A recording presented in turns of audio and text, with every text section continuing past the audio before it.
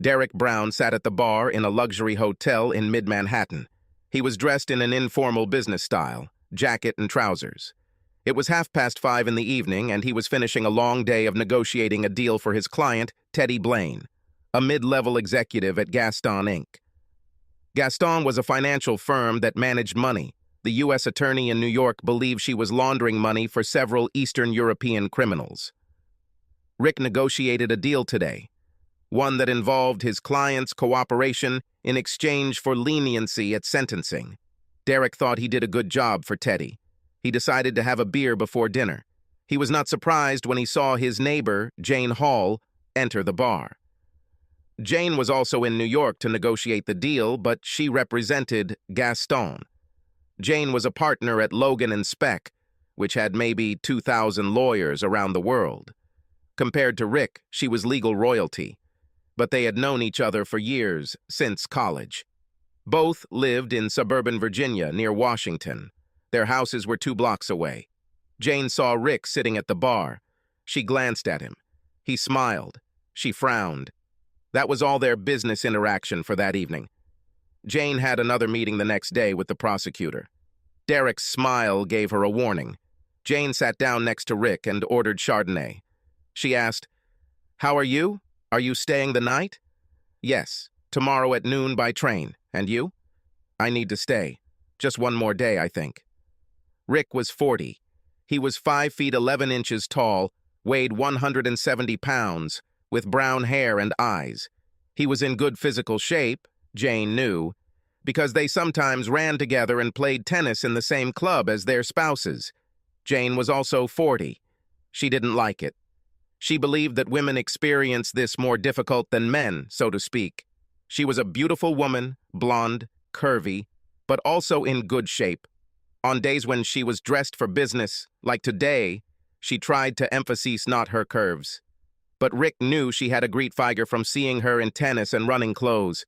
They flirted frequently, often right in front of their spouses. This went on for years and never resulted in anything more than a few slow dances. The two finished their drinks, and Rick suggested, "How about dinner? We can eat here. The food is great. Are you agreed? At 7? Great. See you later." Jane thought that Rick might see a lot more of her than ever before.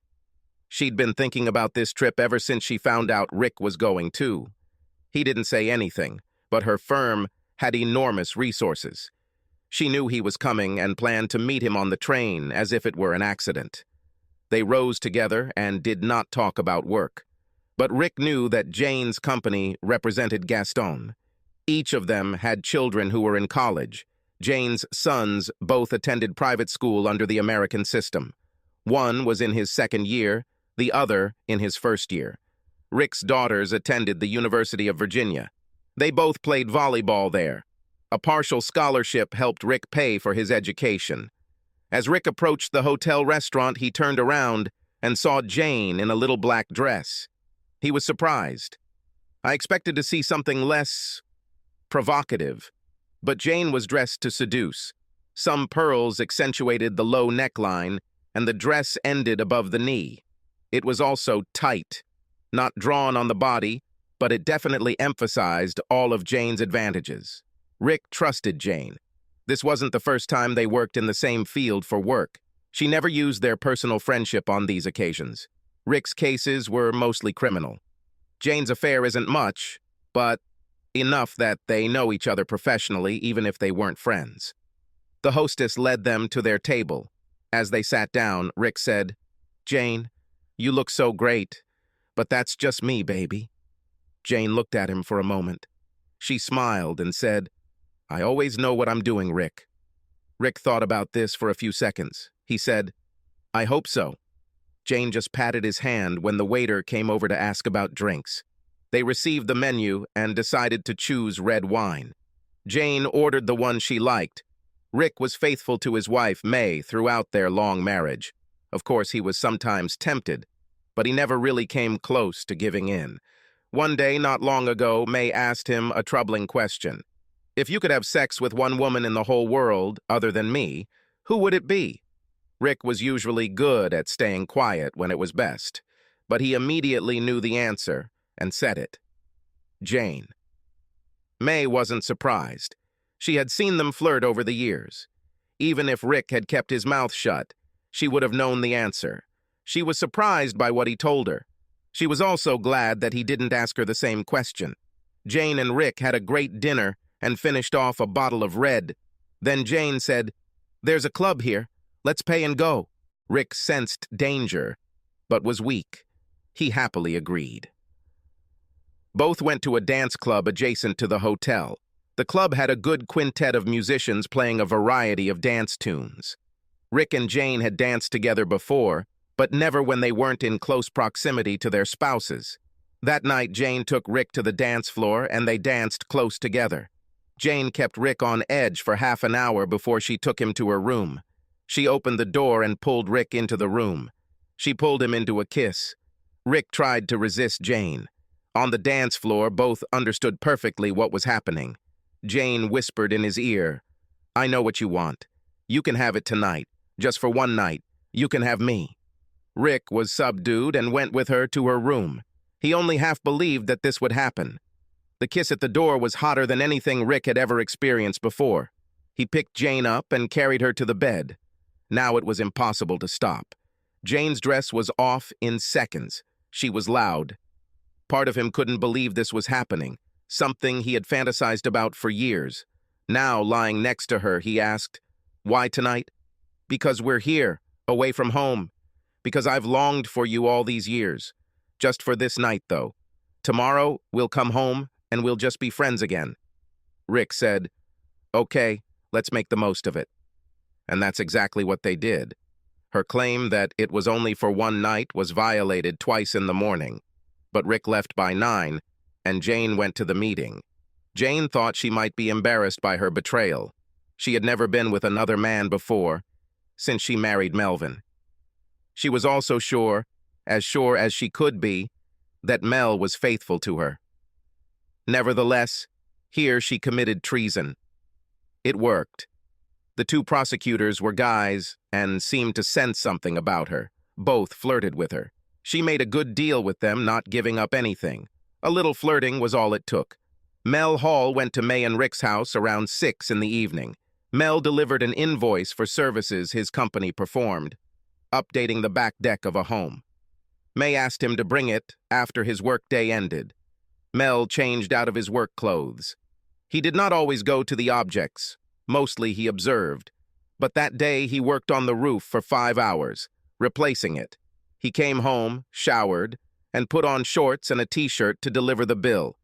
He also knew from May that there were some details that needed to be clarified. Loose nails, crooked board. So when Mel rang the doorbell, he looked pretty fresh. May answered quickly.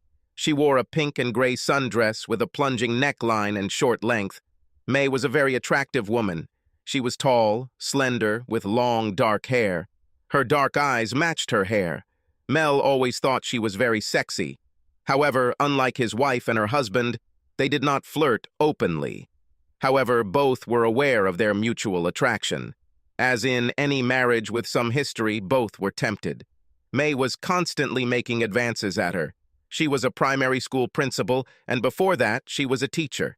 Young fathers easily expressed their admiration for her. Mel visited houses, and sometimes only the wives were there. He received many unobtrusive offers, and some were quite open. He never gave in. Mel was the same height as May, but he wasn't skinny. He weighed 205 pounds, and it was mostly muscle. He was obviously very strong. His strength increased because he did a lot of physical work. He had blonde hair and a ponytail and blue eyes. They had known each other since college. Mel was sexually naive and shy when he met Jane, May's good friend. Jane quickly changed that. She took it for herself and held it. He paid for her law school by starting his own construction business. It definitely paid off, law school. May let Mel in and showed him the problems with the new deck. Mel had a toolbox with him. He quickly saw several problems that May had pointed out. He opened the drawer and took out his tool. May watched his movements. He was not as smooth or athletic as her husband. But God, he looked so good, strong and smooth-skinned. May felt a sinking feeling in her stomach as she looked at him, knowing they were alone and knowing what she had planned for her friend's husband. When Mel completed the repairs in a few minutes, he gave May the bill. She wrote him a check for the remaining amount. As she did this, she leaned over him and he saw that she was not wearing a bra. Mel began to get aroused, despite himself. It seemed to him that May was giving him hints. May gave him the check. She then patted his arm as he sat at the kitchen table. May spoke in a quiet voice. "Such a big, strong hand, so big and smooth." She leaned over him, showing off her breasts again. She kissed his hand, she licked it. Now Mel had no doubt about what May wanted. He was afraid to get up. Then his fear disappeared as May turned his face to hers and kissed him. Mel picked her up, reciprocating the feeling. May moaned. She said, "Carry me to the bed, big boy. I'm yours for tonight. One night. I've always wanted you all this time. Now I'm yours." Mel carried her upstairs to the bedroom and laid her gently on the king-size bed, then took off his shirt. As she did so, May slid down in front of him and unbuttoned his shorts. They were exhausted for a short time. But May wrapped her arms around Mel and whispered, "It was so good. You're amazing. I should have done this when we were young." After a while, at sunset, May stood up and asked, "Do you want a beer?" "Oh, yes." They didn't bother getting dressed because the lights were off. They each drank a bottle of beer. Sam Adams' IPA was his favorite. When he saw this, he knew that May had planned all of this. He asked, "Why did you seduce me now?" "Because I've always wanted to do this, and now seemed like a good time. We're all 40, all four of us. I'm fucking 40, but I still have it, and so do you, Mel." Mel said after a pause, "I never worried about 40. You are not a woman. You can have children for many more years. But we're not going to have any more children, neither of us. Mel, I think we should have sex again." "Yes, ma'am." "Can you still carry me?" He picked it up and calmly walked up the stairs. Both of them slept for maybe 2 hours. Each of them was close to insatiable. When day came, Mel was the first to wake up. He had to go to work. He called and said he would be late. Left at 10. He never found his underwear. In his life, this night will be a bright beacon until his death. As he walked away, May said, "Don't say a word to anyone, Mel. Once and never again, no matter how much we want it again. Okay?" "Yes. Let's go back to life as it was." He went to his car. May was rushing to school to be there by 11. Rick arrived home late in the afternoon, and May arrived just a few minutes later. They ordered pizza and drank beer. The IPA had celery. Rick drank at Stroh's camp. They had a nice time watching an old movie, and then when it was time for bed, something exploded. They suddenly attacked each other. Heavy breathing, wild sex. Twice. It was all over in an hour. A good end to a long day. Rick thought the reason was his affair with Jane the night before and that morning. May was just glad that this happened. She hoped this would continue for a while. This was the plan. Jane arrived home late at night, having rented a car for the trip. She went into the house and found Mel sleeping. She showered and snuggled up to him, but he never woke up. In the morning, she brushed her teeth, and so did he. She then pushed him into the bedroom and attacked him. He quickly overcame his initial stiffness. Jane was delighted. Jane worried that sex with her husband might not be the same after the affair, and he really wasn't like that. He was better. It was a Friday, and the couples didn't see each other over the weekend. However, each couple spent a lot of time in bed, or having sex in another room. For each couple, it was like rejuvenation.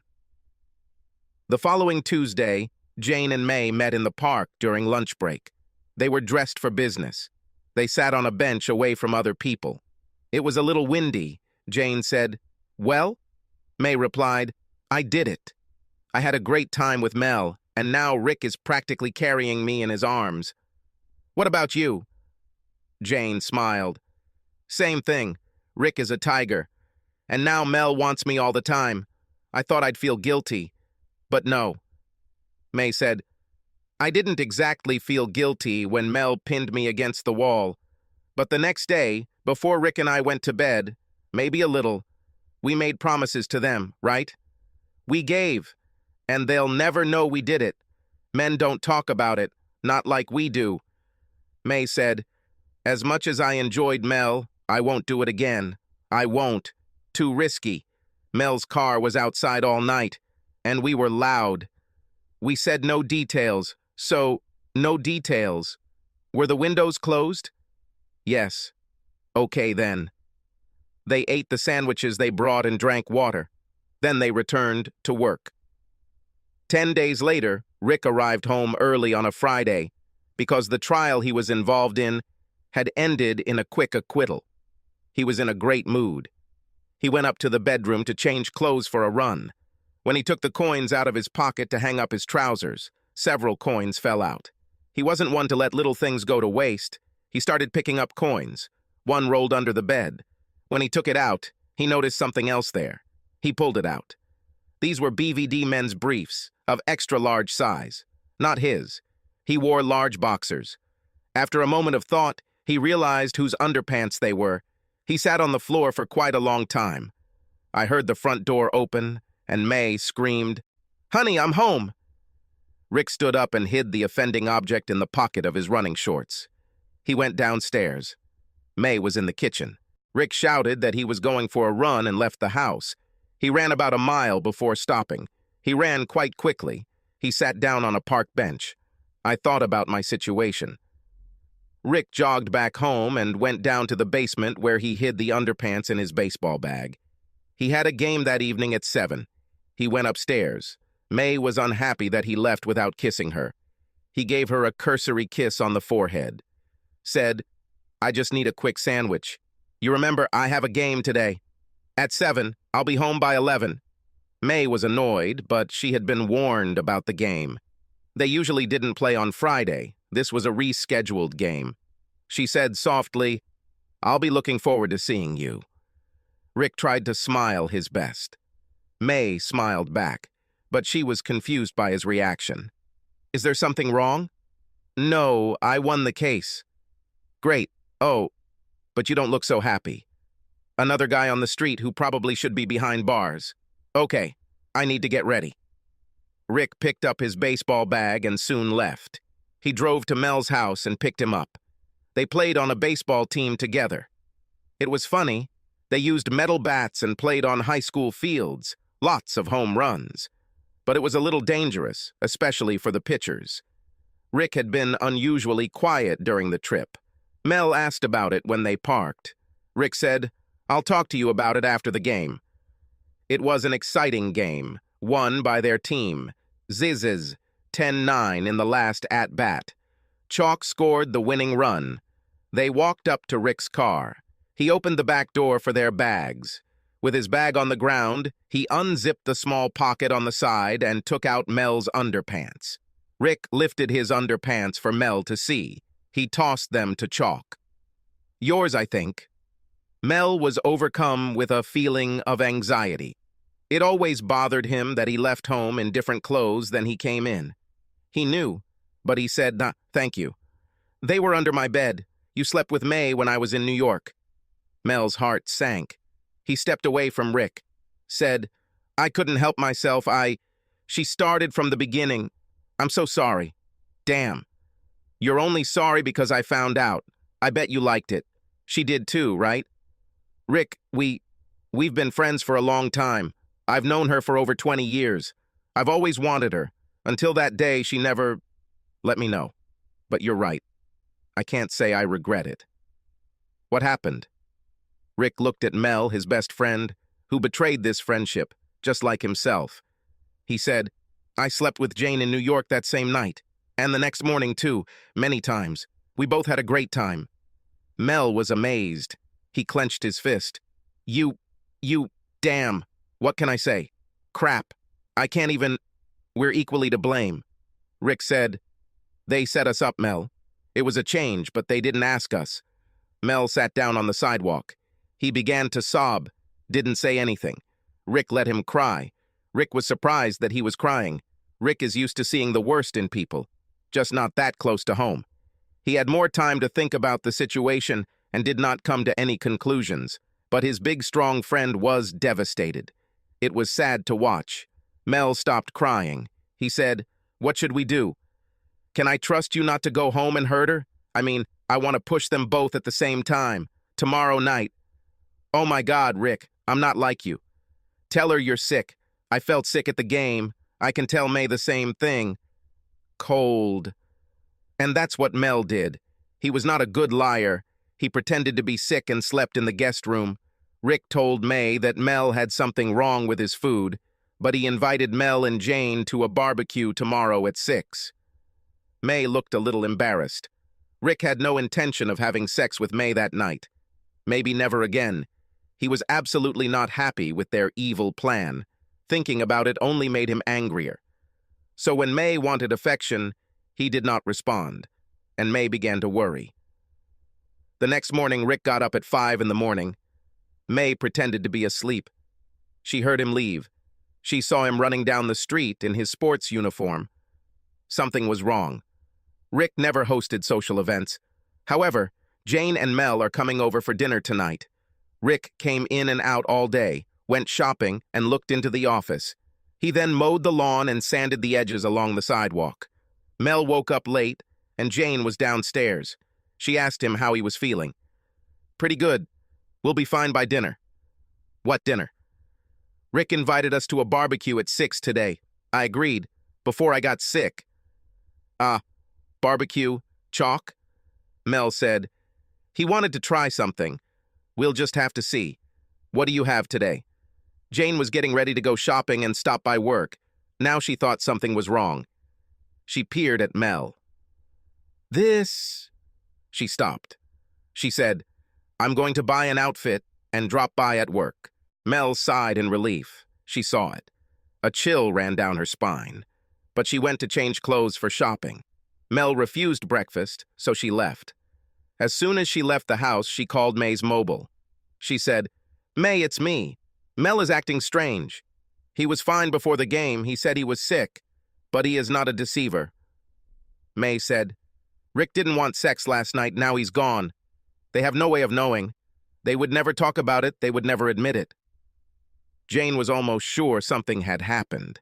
She didn't want to cause May to panic. She said, "Well, we can just see what happens. See you at 6. Please don't give Rick any reason to suspect us. But May, wear something sexy tonight. We may need to improvise." Mel and Jane arrived exactly at 6. Rick opened the door. Mel was wearing beige shorts and a Hawaiian shirt. He was not elegant in dress. Jane was wearing a summer dress, tight at the top and loose at the bottom, on high heels. She looked great. Rick immediately suspected a trick. He led them inside, and May went downstairs. She was dressed to seduce. She wore a spaghetti strap top and a short frilly skirt, also in high heels. Rick now knew they were in for a wild night. He hasn't decided, not completely, what he wants to do. But underneath his calm, he was red with rage. This made him tense. Mel wasn't so knowledgeable. He and Rick didn't have a plan. Mel didn't know what to do. But he noticed May. His eyes were constantly glued to her as Rick poured drinks. Rick found an IPA in the refrigerator and took it out to heat it up. He gave one to Chalk and a Pinot Grigio for the women. He himself drank Stroh's. Rick made rockfish and fingerling potatoes. It didn't take long. He served dinner at 6:45. The four sat on the patio to eat. So far, the conversation hasn't been particularly exciting. But Jane approached him while he was grilling. "What's going on, Rick? I hope everything is okay." Rick looked into her eyes. "Why are you both dressed like that? Is there something going on here?" She looked away. "Please, Rick. Mel, I don't want him to get hurt." Rick laughed at her. He didn't answer. Instead, he served dinner. The dinner conversation was tense. Jane and Rick didn't talk much.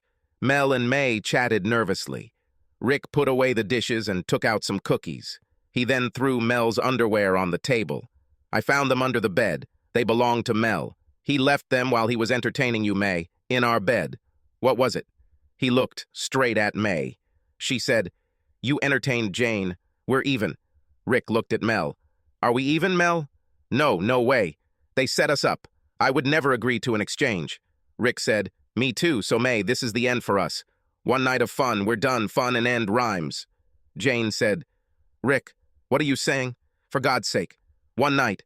And you had fun. I know this for sure. Yes, without a doubt. One of the last fun parties of my life, you mean evil, treacherous witch. His voice was angry. He turned to May.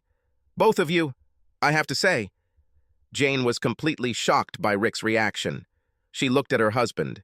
She said, Mel, I hope you don't hate me. I tried to spice up our lives, and I succeeded. Our sex has gotten better since then. May began to sob quietly. She knew her marriage was over. She knew Rick was right about what they had done. She slowly got up and walked into the house. Rick didn't follow her. Mel watched May leave. He asked Jane, Was it all worth it? Jane was rooted to the spot. She didn't expect this. When she imagined what might happen, she thought that perhaps they would exchange partners again as soon as she could arrange it. Now. She was desperately trying to save her marriage. Mel stood up. He went into the house. Turning at the door, he said, I'm leaving without dessert. You can call an Uber wherever you need to go. He disappeared inside. A minute later, they heard the car start. Jane and Rick sat in silence. She said, You might as well keep your mouth shut. Everything would be great. We could trade, or we could forget about it. But you had to ruin everything. I couldn't let that happen. Tricks and lies. I may never be able to trust another woman again as long as I live. That's what you did, Jane. You and my smug wife. You did it. You made it much worse than necessary. You're a bastard. She took out her phone and went inside. He waited until he heard her leave and the car pulled up. Rick sat outside for a while longer. He ate a cookie and drank another Stroh's, but he knew that sooner or later he would have to take care of May. She was lying on the bed in their bedroom, still fully clothed. She seemed to be sleeping. Rick looked at her. Married to her for so long. Usually not stupid. He didn't understand. He went to the guest room where he moved some of his things before dinner. He didn't sleep well. He woke up, if you can call it an awakening, at 5 in the morning. It was dark outside. He put on his gym clothes and walked out the back door. He ran 5 miles and felt better. When he returned, May was in the shower. It was Sunday. Rick went downstairs to the basement bathroom, took a shower, and put on shorts and a t-shirt. He was in the kitchen making coffee when May came down. She looked at him. She was crying again. She said, What can I do to heal us, Rick? I don't want to break up. Then you shouldn't have been scheming and having sex with my best friend. You got Jane. You always wanted her. May, why did you do this? After so many years? I don't understand. Jane and I always talked, about sex. We were turned on when we talked about our husbands. We're 40 now, Rick. We are getting old. We wanted to spice up our lives and maybe see what it's really like for each other. And you decided to deceive your husbands. Neither of you would agree. We knew it. Right. What would happen if I gave up Jane? Or if Mel had given up on you? I resisted Jane until I couldn't. I don't know. We knew we would get what we wanted. Men are weak. That's what Jane said. And we thought you'd never know. May, was it worth what it would cost? I don't know what it will cost. But even if we stayed together, it wouldn't be worth it. I know I broke the trust we had. Yes. Never coming back, May. Never. He fell silent. But you will always have fond memories of the royal time you had with Mel, and I have my memories of Jane. Are we breaking up? You said it last night. I was very angry last night. Still angry. But I don't see a way forward with you. Perhaps with someone else. May cried again, and Rick, although touched, did not come over. When she realized that he was not going to console her, she walked up the stairs. They didn't talk much the rest of the day. Rick was outside working in the garden. He considered his options. This was the woman he had deeply loved for over 20 years, and he believed, until now, that he knew her. Now he wondered who this woman was, because the woman he married would never set him up like that. On Monday, Rick consulted with a family lawyer at offices near his. He learned that they would likely divide property in a divorce and that he would likely not have to pay alimony. They could sell the house and use that money for different living spaces. He told the lawyer, Jennifer Moran, to prepare documents based on irreconcilable differences. He told her not to hand them over yet. He called Mel. Mel was at work, but in his office, placing orders for supplies. Rick asked, "How are you feeling?" "Fine." "Well, not very normal. I miss her. Why did they have to do this?" "You'll have to ask her. May said she always wanted you. Why did you sleep with her?" She kinda took me. She's sexy, as you know." "Mel, our wives, I think, enjoyed sex with us, more than marital sex, partly because it was new and different, and because we were better with them when we cheated. I just can't get over the idea that May's best sexual memory of our marriage is with you." "You mean your marriage is over?" "I don't see any other solution. I'll let it sit for a while, though." "And you?" "She's coming to dinner tonight." "Well, good luck. Do you already know that you want her back?" "Almost." "Aren't you furious?" "Was. Now there is no. Sex with May was a gift, and Jane gave it to me." "Understand. Well, see you later."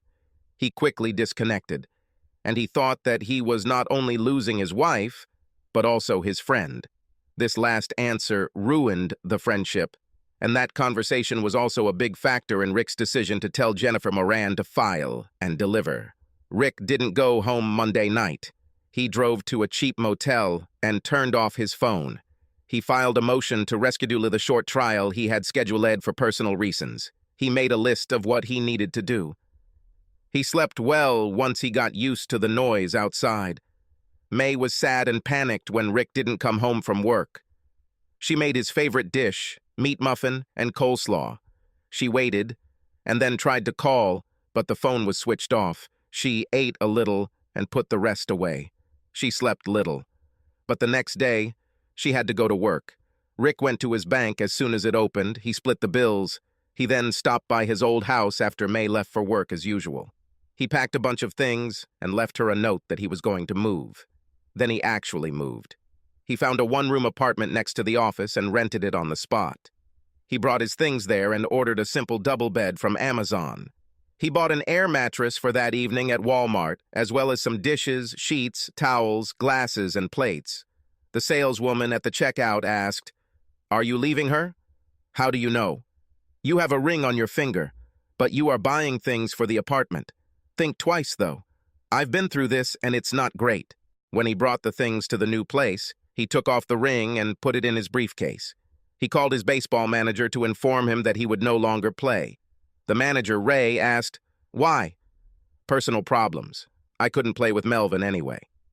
"Oh, well, keep us in mind. I hope you change your mind." He went to the store and bought food for cooking. Then he sat down and cried his eyes out for 40 minutes. Then he turned on the phone. There were a lot of messages, mostly from May, but also from her parents and his parents. Jane left a message asking him to call her back. The girls also left the same message. The last message from May was after she was handed it when she returned home from school. She was sobbing again. "Please, please, Rick. I love you so much. Oh, that's too much." He was difficult to understand. While he was listening to the messages, the phone rang. It was Jane. He replied. She screamed, "You are cruel! You will kill her! God, get over it. Mel and I are back together. He's not acting like a baby over all this." "Hello to you too, evil witch. May and I are done. Get used to it. Maybe you can share your husband with her. It doesn't seem to bother you." Bastard. For an expensive lawyer, you have a limited vocabulary. You're acting like a baby. You need... What? I need to see you 3 one last time. And that's what I do. I'm leaving the nightmare. Jane calmed down. You could hear her breathing heavily as she did this. Then she said, "Rick, you are making a decision too quickly. It's too fresh for you. You need to back off." "Jane, It's too early for Mel to decide to stay with you. He needs to rethink. No, he doesn't need to. Of course I screwed up. I slept with you. But damn, you were the only man in the world I would do this with. And now, there is no one. He's safe. Jane, this is just sophistry. If some cutie came along, you would jump into bed with him. Then she would try to hide it. May, too. I understand that you may think this way about me, but not about May. But she jumped into bed with Mel. She did it. He would never try with her. He's different. We have all been friends and close ones for a long time. No one else. No one else is as close to her as Mel.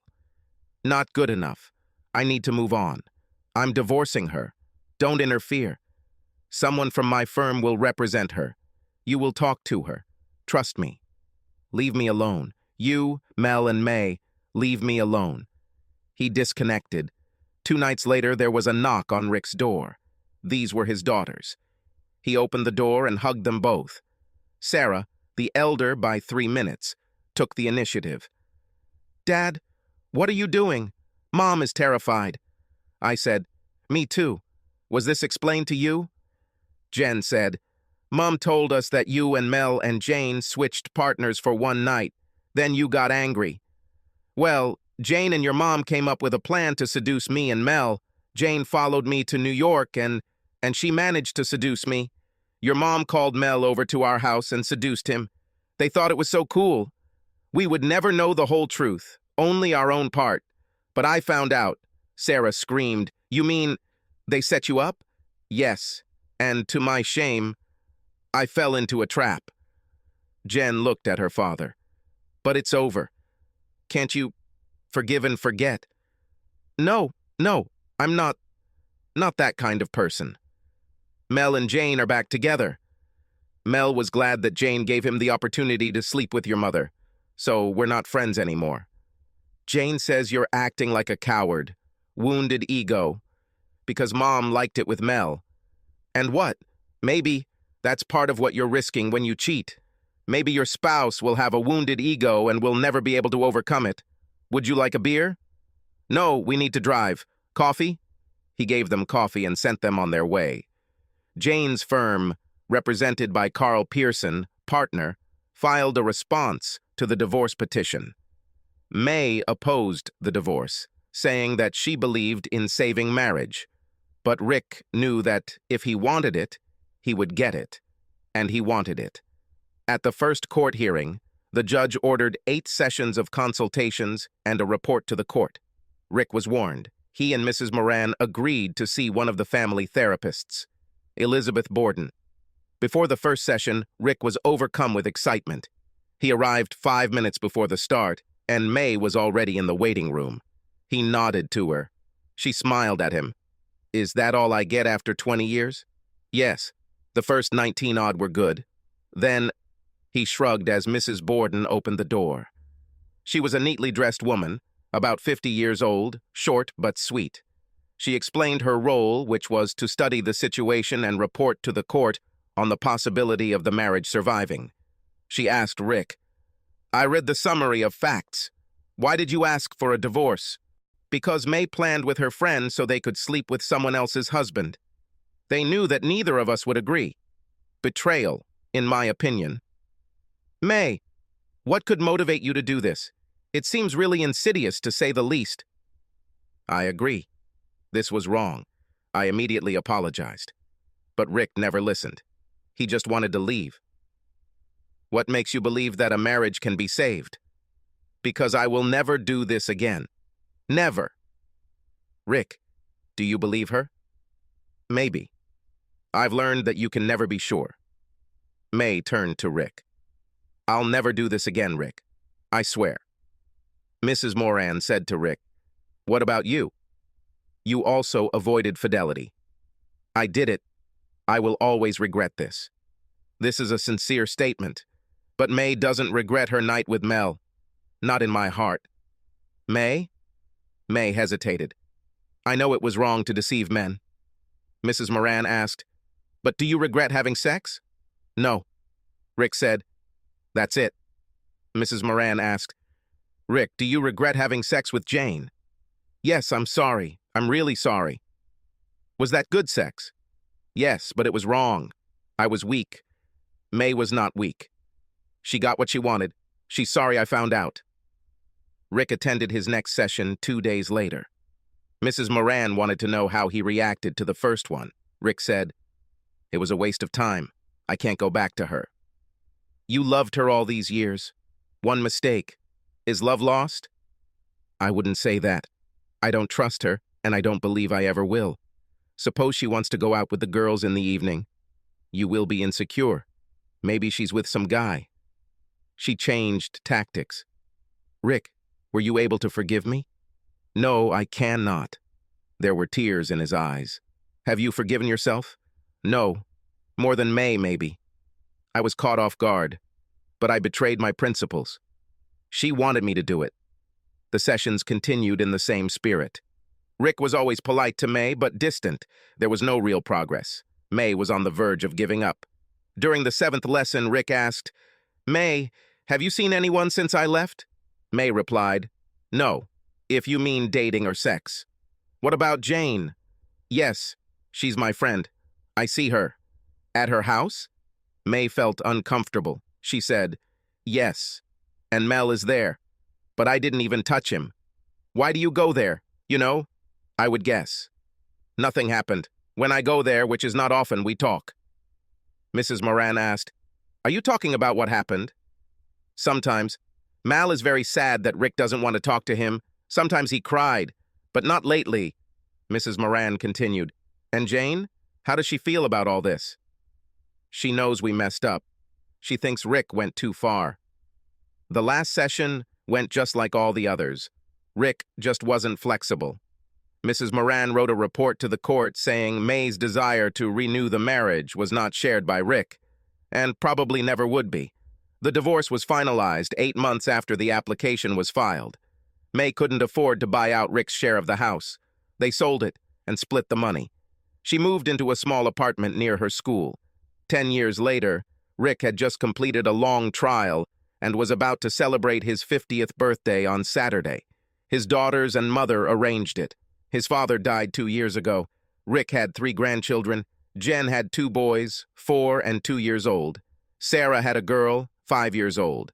They both married local guys and lived about 40 minutes from Rick. He saw them often. He studiously avoided prolonged contact with May. He didn't hate her, but he didn't love her either. He felt like he never got a decent explanation for why she did what she did. It didn't matter now. She lived in Fairfax near them all. But he tried not to visit his daughters when she could be nearby. Christmas was an exception. Then everyone got together. Rick just didn't talk to May much. Neither Rich nor May remarried. Rick had many sexual relationships after his divorce. Single women, divorced women, never a married woman. He was looking for nothing more than sex and company. His law practice was thriving, and he was considering partial retirement. Big trials are the work of the young. He was in good physical shape and athletic, but he wanted to do something less stressful. At the age of 10, he was in a semi-cohabiting relationship with a young prosecutor from Washington, D.C. Elle Davis was pretty, 32 years old, and worked late. They were silently exclusive. It took May quite some time before she started dating. She was an attractive woman, and when she ventured out into the world, she had no problem finding partners. Now, 10 years later, she still hasn't found anyone who brings her as much pleasure in bed as Rick does. She also didn't find anyone as funny outside of bed. She had long ago admitted to herself that she had made a big mistake when she and Jane pulled off their prank. May continued to see Jane and Melvin for some time. However, she never slept with Mel. She was offered by both Jane and Mel. She refused. The 3 gradually drifted away from each other. She hasn't seen them for 2 years. We exchanged Christmas cards. She was now 50 and depressed. She went from working as a school principal to working in school administration. She earned good money and did not experience financial difficulties. She spent a lot of time with her grandchildren. This was her life. At the age of 10, she had a friendship with a Fairfax teacher, Ray Drayton. He was a little younger. Rick never spoke to Jane or Mel after the divorce. The 2 were no longer together. Jane started an affair with a young lawyer from her firm. When he found out, Mel beat the guy to a pulp. He was never persecuted. His firm settled his claim for a large sum of money. The guy was fired, and Jane's percentage was reduced. Their divorce went smoothly. Mel's business flourished. He moved from a house to a condo in Clarendon. There were a lot of young people living there. Young women. He didn't miss company. He eventually remarried a woman he met at his gym. Greta Wilson was a magnificent woman who appreciated Mel and his thriving business. When he learned about all this, Rick thought that Mel was prone to self-punishment. So be it. Christmas 2022 was the first big family event after the virus disrupted everything. Jen and Sarah, their families, Rick, May, their mothers, and the girls' in-laws. Big event. Sarah had a large house in Loudown, enough space to seat everyone. There was dinner on Christmas Day. Rick brought with him a bag full of gifts, like Santa. His grandchildren greeted him noisily. He said deeply, "Ho, ho, ho." May was already there, and she was laughing along with everyone else. But her laughter was empty, without joy. Seeing Rick, especially among his family, struck her to the core. He seemed so happy. She knew that he had a young woman who spent many nights at his house in Alexandria. Rick greeted everyone and hugged May. Nothing special. Rick survived her. At least that's what he thought. But her hug was the last, and she whispered in his ear, "I want to talk tonight. Someday." He stepped back and nodded. Then he moved on. Dinner was great. In accordance with previously expressed wishes, Rick was seated at one end of the table and May at the other. But Sarah sat May's mother next to Rick, and Rick's mother next to May. When Rick noticed this, he looked at Sarah. She simply smiled. Rick thought she was a schemer, like her mother. But he had to admit that and how he himself was. Rick and Clara Main, May's mother, were having a pleasant conversation. Rick also spoke with Sarah's husband's father, Jake Miller, and there was a lot of table sharing. Towards the end, when the pumpkin pie came out, May's mom looked at Rick and said, "I can see that. It's a shame that all of this happened. So sad." This made Rick feel like he was going to cry. He held on, though. After all, he is a man. He ate a small piece of pie. He knew that May had made him. She always prepared it for Christmas Eve. It tasted as good as ever, and he told her so. After dinner, Rick went outside. Global warming has had some benefits. It was 50 degrees. May waited a moment and followed him. They stood side by side on the patio, looking out into the night. May said, "Have you ever wondered what things would have been like? You know, if all this hadn't happened?" "Yes. But you mean if you had never done this, or if I had never left you, it would have been different?" "I know. It was the worst mistake of my life. Nothing else even comes close." He said in a choked voice, "I loved you so much, May. So much. And I gave it away. But Rick, you could have stayed. It will never happen again." "Perhaps not, May. But I was devastated, and I couldn't live with it. I needed to leave. I would have died, and maybe I would have taken you with me." She had tears. This statement pierced her right through. She never understood the depth of pain she caused Rick. Didn't really understand. She blamed him for being harsh. Now she saw that he really had no choice. She said, "Oh, God." Rick said, "May, my wounds are almost completely healed. How about you?" "No, I can't say that. Even now, not a week goes by that I don't miss you." "Yes, everything I valued went up in smoke. Marriage, friendships, emotional security, gone. But I made it through. I heard you have a young, sexy partner. And I heard you have a young boyfriend. He's 44. He has to work hard to please me." Rick laughed. "Successful? Sometimes. That's all a 50-year-old woman can ask for." "No. You could have looked and gotten something better. I tried. No one could be like you." Rick frowned. "Except Mel." May said, "Let's go back inside. People will all start speculating." In fact, when they returned to the party, they looked askance. But the children fell asleep, and the adults opened the gifts. Rick and May did not exchange gifts by prior arrangement. That night, Rick slept alone. Elle was visiting her parents in Ohio for the holidays. He thought about his conversation with May. He thought about whether he wanted a new family with Elle, because if not, then it wouldn't be fair to keep her around. He didn't sleep well, perhaps because of dinner. Christmas Day was fun. The kids opened gifts, including a huge, really huge, teddy bear for each family from Rick. He took a photo of all three of them with their bears. He then put May on one of them and took a photo of her. Later, he sent her this photo. There was another big dinner, turkey and trimmings. There was football on TV, but Rick wasn't interested. He sat outside again, and May joined him. She said, "Thanks for the photo with the bear. I should have sent it. You looked so good." She looked down. "I will always love you, Rick, no matter what." He looked at her. He said, "Me too." She smiled. "Does this mean that you will always love yourself too?" He laughed. "You know what I mean. There's nothing I can do about it." She perked up. "I want to take you to dinner, maybe midweek. Dinner. Oh, and dancing, just like old times." "Okay.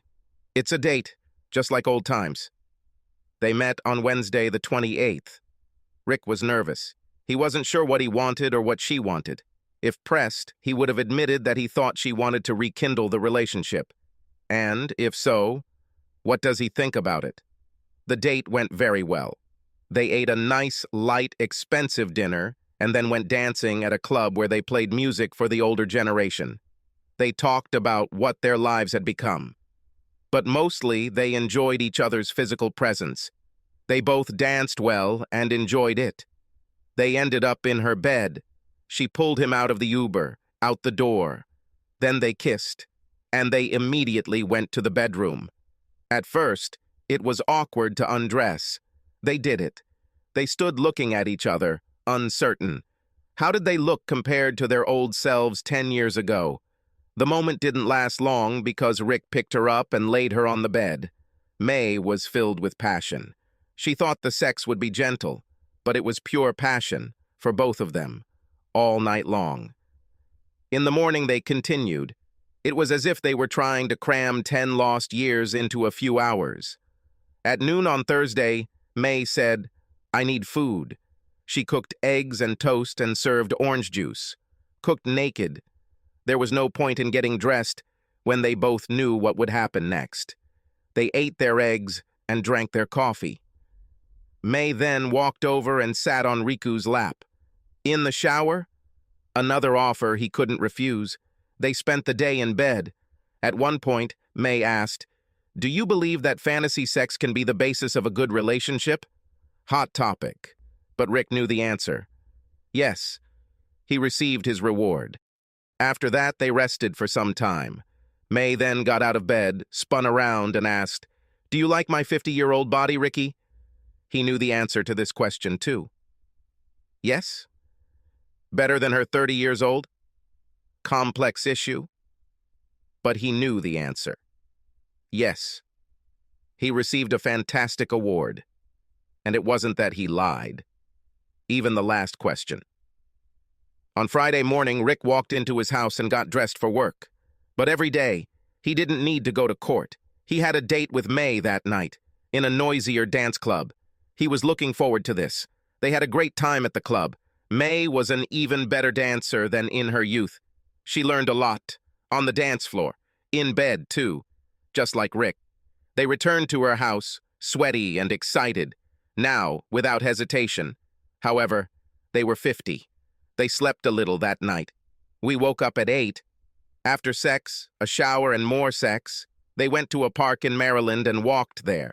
We had lunch, walked some more, and then had dinner at a diner. And they returned to her home. They stayed home for New Year. No football. But they watched the parade. But May interrupted this by having sex with him on the couch. Another place was ticked off her list. On Monday, which was a day off, they went bowling. Elle was due back Monday afternoon, and Rick met her at the airport. She hugged him and asked him to go to her place. She invited him inside. Rick wasn't looking forward to this conversation. He was going to tell her about May. However, he noticed that she was unusually silent along the way, and when they went to her house, she sat down on the sofa and said, "We need to talk." Rick said, "About what?" "When I was home, I met a guy I went to school with, and we got involved."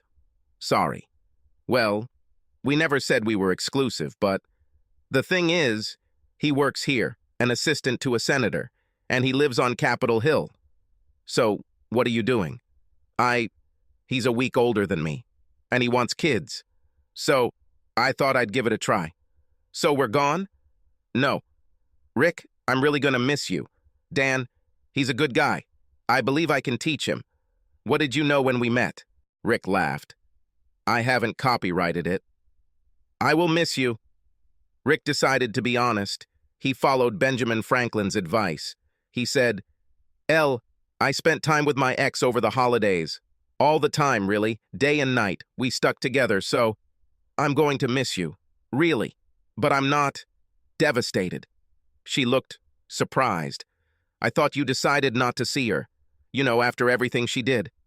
"I thought so. But that anger seems to have subsided, and that has made room for other feelings." She said, "I'm happy for you. Ella, if I were younger, I would have asked you to marry me a long time ago. But I'm not young. I hope you have a family and a wonderful family life." "I had one, until a certain point." "Thank you, I'll try. I was going to seduce you one more time before leaving. I was really looking forward to it. Now," Rick said, "you're so tempting, but I don't think I should." "I know I shouldn't have thought that way." She fell silent. "Well, I need to start my lessons." Rick kissed her and left. He found himself really sad. He hoped for the best for Elle. However, she was a very sexy woman. Rick thought her new boyfriend might not get strict obedience. May told her sex buddy that it was over. She and Rick alternated spending the night at each other's. After some time, they got tired of it, and they moved in with him. Before Rick agreed to let May move in with him, he decided to clarify their situation. He said, "May, if we're doing this, living together, I need to know that we're exclusive. No other guys or women. Do you agree?" "Yes. I make you a solemn promise. If you don't leave me, I will never go with another. Until the end of my days." She laughed. "Of course, if I come back in another body, all bets are off." Rick laughed. "I made the same promise to you, and this is as official as we can get. Do you understand?" "Understand." May laughed again. As close as it was possible for her, it was close. When Christmas 2023 arrived, things were going very well for them. The family was happy because of this, and Rick did his best to answer May's question. Can fantasy sex be the basis of a good relationship? So far, everything was going well. Subscribe to our channel so that your second chaff doesn't cheat on you, and go ahead and listen to the next story, because this story is nothing compared to the next one. If you're under 18, don't even think about listening to the next one.